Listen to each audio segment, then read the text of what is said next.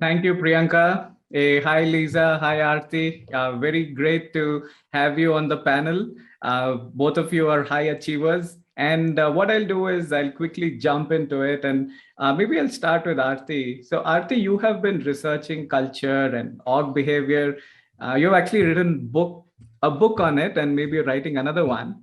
I'm just wondering that if the research actually helped make sense of this pandemic and how things have evolved, and what are the few changes or shifts in the way organizations are behaving that you see happening in the future? Yeah, I'll go with that. Thanks, Sidhant. So great to be here, and I'm looking forward to this chat. Okay, so since we're talking about culture, let me begin with a definition which I personally like, which is, culture is what people do when no one is looking.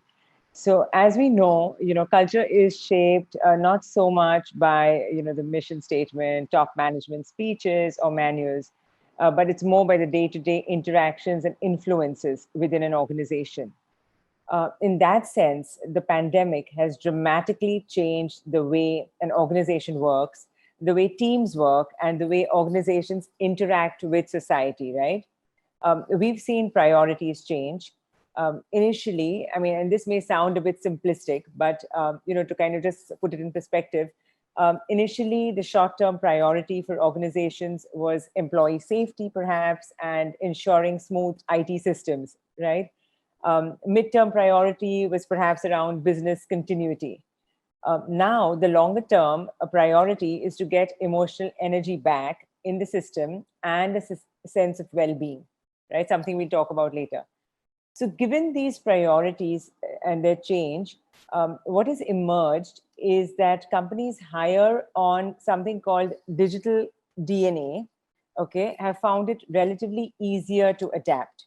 Okay, so what I mean by this is, organizations with the right culture and mindset of agility, innovation, risk-taking, yeah, to support digital transformation. So there are a couple of these attributes and these markers. So one important attribute of digital DNA is collaboration, and that's a shift that has taken place. Let me elaborate. According to a Deloitte study in India, 92% of the organizations in their study had improved collaboration during the lockdown. Okay, that's a big number. For example, a leading FMCG company would have, started having cross-functional meetings daily. Earlier, teams came together from a functional perspective, but now they would collaborate with an aim to find a solution and make things happen. So work culture increasingly has become less siloed and more distributed. Yeah, and this is something that you'd probably have a viewpoint on as well. So the crisis saw hierarchy loosening up, and that's not a small deal, especially, given the Indian culture, right, with hierarchy and all of that. So the structure slowly changing from command control to empowering employees at the same time. I mean, of course, it's still in flux, right? And this is a beginning of a trend. Some companies have even tweaked the classical version of management committees, where decisions were taken. So decisions have kind of, been taken more quickly.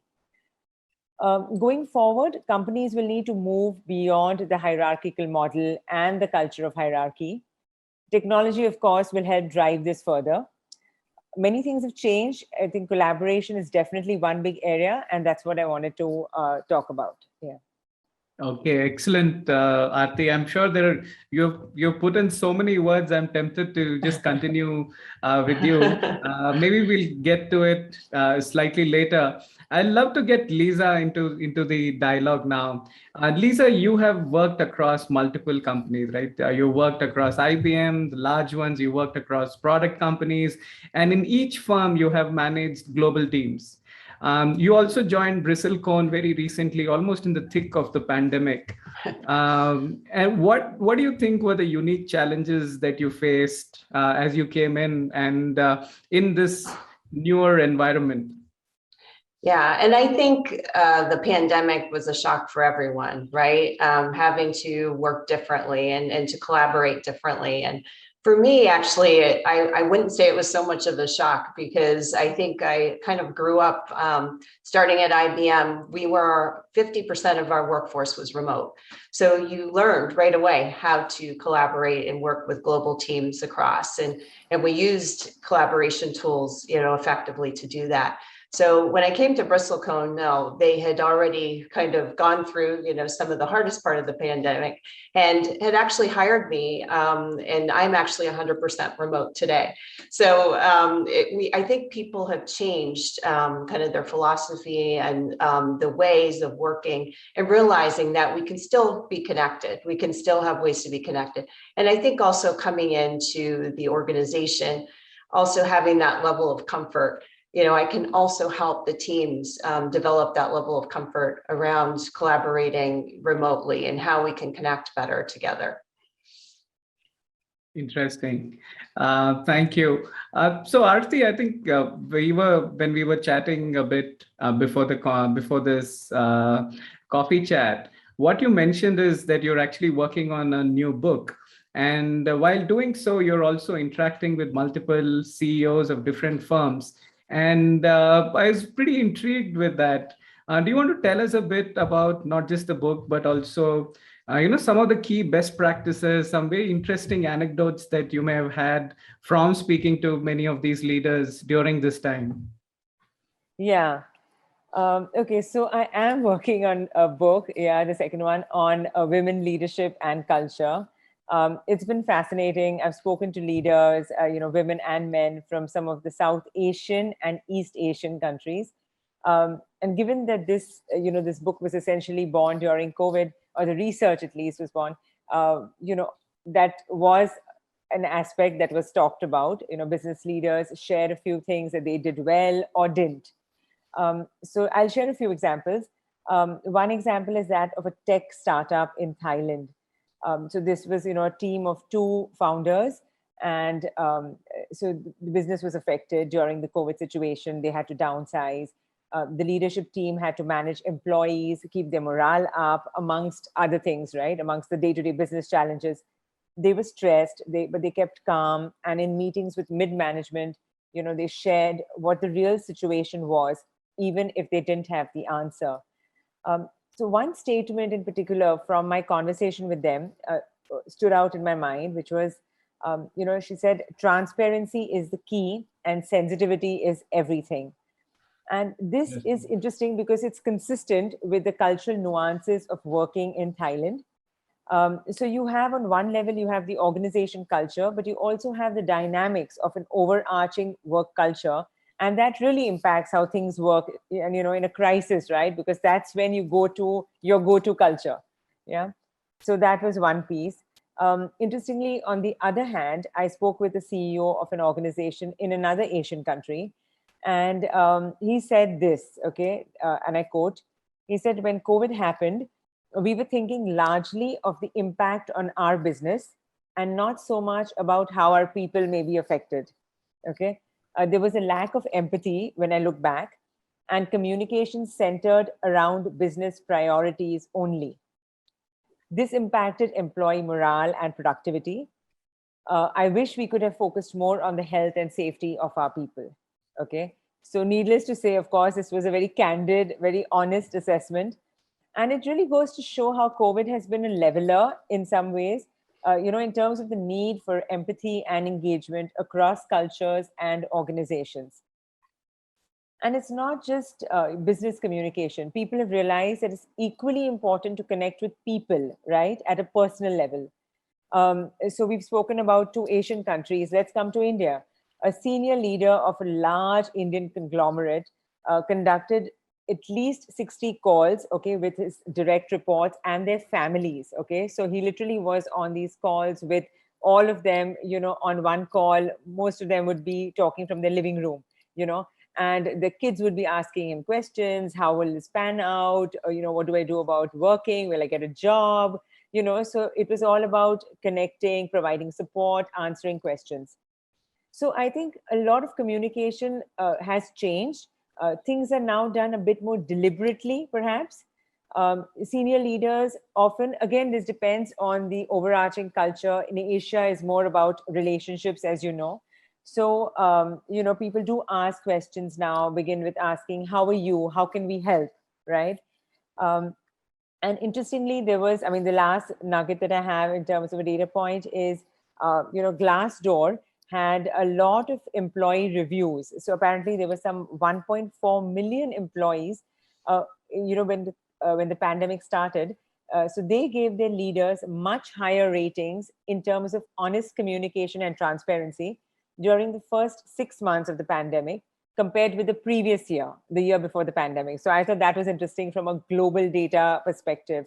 So I think, leaders have done a lot around communication, around transparency, around empathy, around the need to connect. Yeah. Great. Thank you so much, Aarti. Those were very insightful. Then I will continue to think about those. Lisa, I will come to you on, specifically on the tech context, right? How do you bring all of these great things that Aarti mentioned? How is it possible to actually bring it into the technology context in the work environment that you deal with? And can you talk to us about some of the best practices in instances of helping with connecting employees, or taking care of employee well-being? Yes, and I think, as I've talked about, the fact that we have the tools to be able to collaborate and bring everybody together. I think one thing that I found, especially when I joined Bristlecone, is that the beauty of all of us being together was that people were not able to disconnect either. And a lot of people would give me the feedback that, how can I get that kind of work-life balance, and how can I take a vacation, right, when I have no place to go because I need to stay inside. So we really looked at that situation to see, what can we do for our employees? How can we help them find time, right, to kind of disconnect, to find that kind of work-life balance? And the one thing that we implemented at Bristlecone was a concept called My Day Fridays. And what we did is we said, on Friday afternoons, we're not going to have meetings. We're basically, you block off your calendar. If it's your Friday afternoon, no matter what time zone you're in, this is your time. So you can use this for learning. You can use this to, catch up on your emails or to plan for your next week. But this way they didn't need to use the weekend, right, which is time for their family and time to disconnect, to actually to do work. So I think the My Day Fridays has been a great concept. I've gotten feedback from our employees just to say that they've used this time really to plan for themselves and feel like they can be in control, right? And to gain more control out of their life. So I think that was definitely a best practice that we've implemented. Another thing that we did also in the US too was implement, unlimited vacation. So we can't do that in every country, but it did help us to, give people a little bit more flexibility and control. Now, obviously they have to do the planning and work with their manager as far as the time they take, but at least it gives them a little bit more flexibility too, in how they, can manage their work-life balance. Great. Thank you, Lisa. I'll maybe come back to you for one more. Aarti, we discussed quite a few points, right? And at least one question that I wanted to ask you, and I'll see if we have time for more, is as we look ahead and basis your conversations during the pandemic and the work you've done with the new book, etc., where do you believe the organizations and the management team should focus going forward? Yeah, that's a great question. So, okay, so I think, putting things in perspective, I think the needs have changed, right? The need in the past was to have a physical office. Now it's probably good internet connectivity in your home office. The need in the past was to have privacy in a cubicle. Now it's about having privacy in your living room. The need in the past was to have work-life balance. Today, mental health has moved, center stage. I think two focus areas, they're probably related, which are, employee engagement, well-being.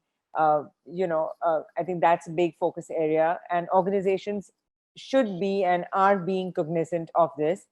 So I think, questions that, so people have, on the well-being aspect, people have questions, right? I mean, right from how can I keep my job? How can I support my family? How can I earn my salary? What does the future hold? So the variables have increased, and organizations have to recognize that the needs have shifted, right? If they want to retain people. Um, and Lisa spoke about what they're doing, some of the measures, etc. Right? I mean, organizations are doing all kinds of things. They're organizing buddies, mentors, offering counselors on call. All about work-life balance and maintaining that. Related to this is the aspect of engagement. So employees, as they resume work, and that's happening in different ways in different industries and different countries. How do they, as they resume work, they should be asked how they should rethink work, right? Because that's a big one now. Globally, as per surveys, 60% of people want to work 3 days a week, right? That seems to be the most preferred model. So how does that work? One needs to figure, how will there be a connect with people who come in on one day and others who work from home or come in on another day? Yeah. What happens to team spirit? Who is responsible for creating or maintaining it? Right. In the past, one had team dinners, one had offsites. When is that going to even resume? Yeah. The other aspect is, how are organizations going to value and recognize people who've done good work? In many organizations, the people, the IT people have really held the fort, right? Yeah. How have they been appreciated? Have they been appreciated? So I think these are some of the aspects, and I think ways of recognizing, ways of rewarding are now in a virtual world or in a hybrid world. How does that work? The other piece that I wanted to talk about is, women in the pandemic, right? They've borne the brunt of work responsibilities, in some parts of the world more than others. They've also lost more jobs. How is the organization, recognizing this and working around it, right? Because you have to, if you want to keep them, appreciated, valued, happy. So I think this is, new uncharted territory for all of us. So there are no ready available answers.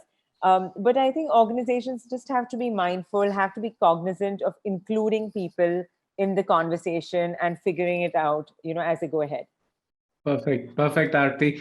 Lisa, I have some very interesting questions from the audience, and I would want your help on a couple of those. The first question, which is actually very relevant, is how do you think about the new joinees who join the system, right? They're still at home. The typical ways of integrating them into the org are no longer valid. What are some of your suggestions around that? Yeah, and actually we've had to, transition to hire people without really, more sight unseen in many cases that we're actually interviewing people over video, right? And making decisions. What we found though is it's really important that you build some kind of an orientation program for them. And we've put together this hire, train, deploy model. So we're bringing people on, we're hiring them, but we're actually putting them through an onboarding process and putting together some basic training modules. So we feel that they can, kind of get up to speed. And this is all virtual, right? So we're actually connecting with them, ensuring that they have a mentor or a buddy when they start, because it's just really crucial in that first couple weeks that they're there, as well as the first 3 months. That people feel like they're supported, they're feeling connected, and having opportunities to engage. And then also to make sure that once we actually put them on, and we're a consulting company, so we deploy them onto projects, we want to make sure that they're successful and we're setting them up for success. So I think the more that you can build in, this orientation, onboarding type of process, a more rich program to help support new employees, it's definitely going to receive more positive results for sure. Very interesting, Lisa. Aarti, I had a question for you from the audience, mainly on the culture side. And it's something that even we've been grappling with. Almost every customer we speak to talks about this. It's great for, maybe at some points in time or every time to be remote. But what about this org culture? Right? Companies have spent so much time and energy invested in different ways to collaborate and create this culture, which typically stems from people being in the same place. You can do multiple things. So how do you think about org culture and sustaining it during these times? Yeah, so I think, see, that's the challenge, right? And I think in a way, people have, and organizations have found ways to work around it. So which is why I said that, collaboration, people have found new ways to collaborate and to connect, right? We've improvised, we've, made mistakes, and we've learned from them, right? Now, the big challenge is how does it work going forward, right? Because this was, okay, this was probably a period in time, there was a crisis, we respond to it. Now, a response does not necessarily mean it's an organization culture, right? It's just a response. So how does it get hardwired? How does it become or evolve into a culture? I think that is a wait and watch. And I think different organizations will do it differently, right? But I think as long as, the intention is good, as long as, the idea is to connect with people, build trust, appreciate people, and figure out a few ways and means that work for one organization as compared to the other. I think that's it's a work in progress. Yeah, and people will. I think organizations will figure it out. Yeah. Great, great, Aarti. So, Lisa, I have just about time to ask you one final question, from especially from the audience and a little bit from ourselves as well. One of my colleagues and Nitika was saying in the morning that behind every high productivity number, and we discussed a lot of numbers where the productivities of organizations have increased, there is an overworked employee. Right. So we spoke about, giving them half a day Friday off, etc. But are there other things that, leaders and HR and every manager can do to make life a little more easier for employees? Yes, and we actually implemented this Let's Talk series that is actually within our organization, which we hold for employees, and it's really about employee engagement and giving them an opportunity to interact. So we do a lot of kind of virtual, kind of engagement, asking them questions, things that they want to know about. But I think it's been really helpful to kind of improve engagement amongst employees, but also get ideas of what can we do better and how can we constantly, improve our engagement. But it also made it a very informal kind of session rather than us, saying, here's the business results and sharing information. It's really more about collaboration. It's really about, we want to hear from you and what can we do to help you be more productive and so we can support you better. And I think the series has actually been very successful, so far this year. Great. I think we've kind of run out of time, and I just can't thank each of you enough. I made so many points here. I'll try to quickly summarize them. Right. I think the key thing that Aarti spoke about is, even while you try to get people on board, look for digital markers, including can they collaborate, can they be really effective as team players. The second thing which I think was really important is, this word that you use, that is sensitivity, right? So there's one thing about having productivity, but the counter side to that is sensitivity. I think it's important that each of the managers, each of the employees learn to cultivate that. And that comes back to your point around how do we nurture not just intelligence, but also emotional quotient within each of the employees.